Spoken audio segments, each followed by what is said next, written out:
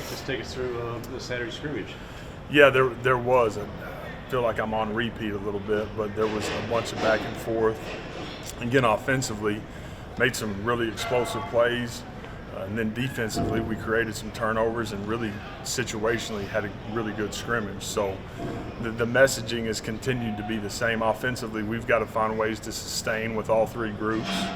And then defensively, find a way to keep the ball in front of us at times, and that's going to be the stress, regardless of who's out there. The expectation is to be able to execute. And so seeing a lot of good things from a lot of guys, got to continue to get better as we go finish this thing out.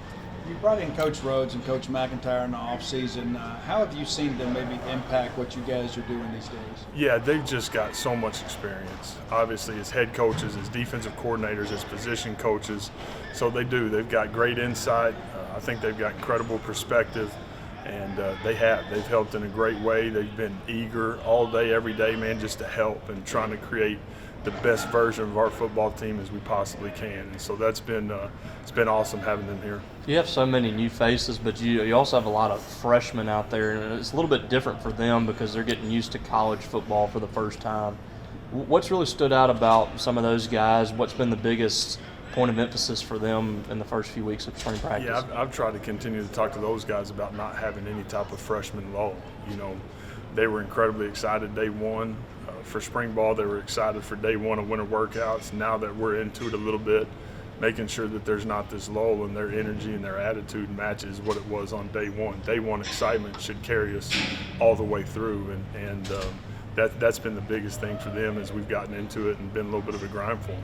I know you spend a lot of time, obviously, with Camario, but is there some other guys that have really impressed you so far, that freshman group? Yeah, we've got really a pretty good group. You look at it offensively, Grayson's had a good spring and a guy that's got a chance to be a really good player for us and do some things in the slot.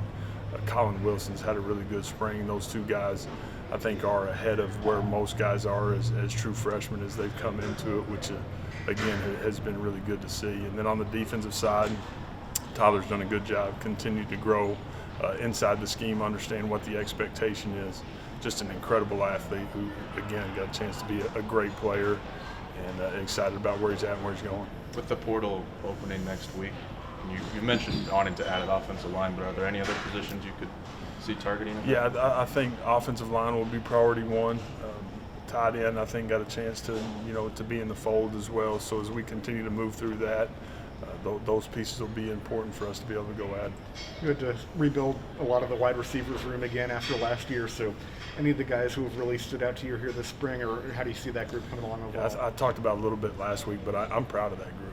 They've worked incredibly hard. They've practiced really hard. They've been serious about being great teammates. Talked about how unselfish of a group it is. And when you look up and whether it's Brennan and Ant, and J-Mo, Aiden, Ricky Johnson, again, Glove, Marcus Allen, these guys have practiced in a really good way. So I'm excited about the depth, and I'm excited about how serious they are about being good. And that's been a fun group to be around, fun group to coach. We talked to a couple of defensive guys last week, and they talked about being intentional about applying pressure and getting in the backfield. Just talk about what you see from that side of the ball, and do you think that they're getting that accomplished? Yeah, we've talked a ton about it. That was something that had to be a huge step for us in the right direction, both sides of the ball. Defensively, we've got to find ways to create negative plays and get sacks. You have to. And then offensively, it's the exact same on the other side of the coin. So that's been a stress for us this spring. I see both sides of the ball fighting to improve that situationally. And I think we've done a nice job defensively of finding ways to create pressure and not always having to blitz to create it. Have some pass rushers that can go get it done, which has been good to see. I think along those lines too, how is this spring different than last? When you look out, you got to call plays against the front. It looks more like what you expected to look like in the Southeastern Conference. Yeah, we're getting better. Our roster is in a better place today than it was a year ago, and it's not that part of it's not close. So that has been really good. Again, the thing that has been most promising to me is that we've been able to practice in a way that we've needed to be able to develop the roster. So again, you look at it, 150 plays in this past Saturday scrimmage, really a few more than that.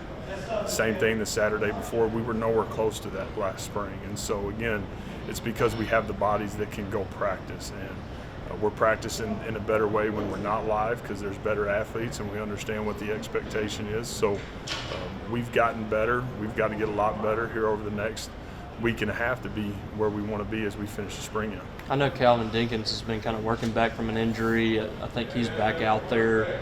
What have you seen from him and his work to get back to where he is, and how important is he to get back in the mix and be healthy? Yeah, it's really important, and for Dink, man, just hopeful that he can go have the year that we think he's capable of having. And for him being able to stay on the field, that's first and foremost. So we've been really slow with him. He's worked his butt off to get himself back to a really good place. We won't rush that here over the next, 9 or 10 days, but proud of how he's worked and the teammate that he's been up until this point. With Luke and Camario being new guys to the quarterback room, what is Blake's role as leader? Yeah, a guy that needs to set the expectation and the tone for the room every single day so that those guys understand we're living and dying on every single snap, every single minute of every single meeting, and that's how we have to prepare. And so Blake's done a really good job of that. Those guys have taken to that. The room is in a great place right now. I could not be more excited about those three guys and where we're at. We got a ton of work to do to get better, all three of them. But we got talented guys in that room. That's big. With Blake, he's had this history of injuries, and last year had the shoulder injury. I think the different injuries. Yeah. Is there a conversation with him about approaching the game differently, or you let him play his style? What's the balance there? There's been a lot of conversation. Don't take unnecessary hits. Again, I've said it forever, but one of the things you love about Blake the most is how he plays the game. The kid will go die for you. Well, I want to make sure that he's playing every snap the entire year. And so finding ways to make sure that he is healthy, what we call dive out of danger, while taking care of the football and understanding situational football will be huge for him. He's going to always have his edge, but him being smart with the ball in his hands in the open field will be important. So related to that, are you pleased that with the greater numbers you have, you're able to run more snaps, and still it looks like you've come through the spring so far with very little damage as far as injuries go? Thank you.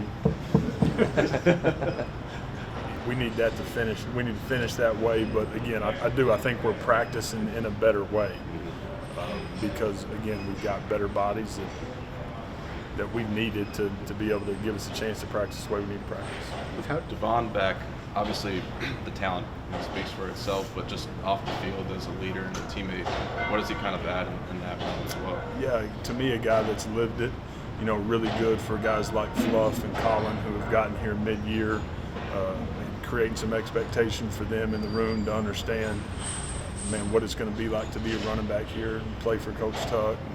I think, those guys have done a really good job. Fluff, Colin, both those guys have taken to Vaughn and who he is as a guy that's returning after having a really good year.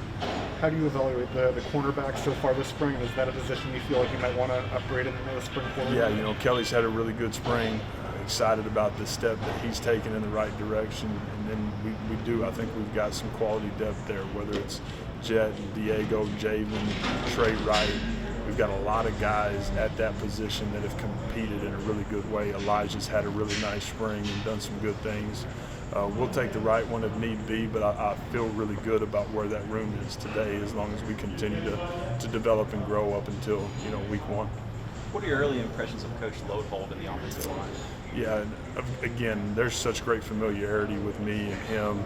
I knew what he was going to bring to the table, his toughness, his attitude, the way he coaches and what he demands from those guys every single day. It's been great to see. And so we wanted that, we needed that. Phil's done a great job with those guys, continuing to develop the mindset as much as anything.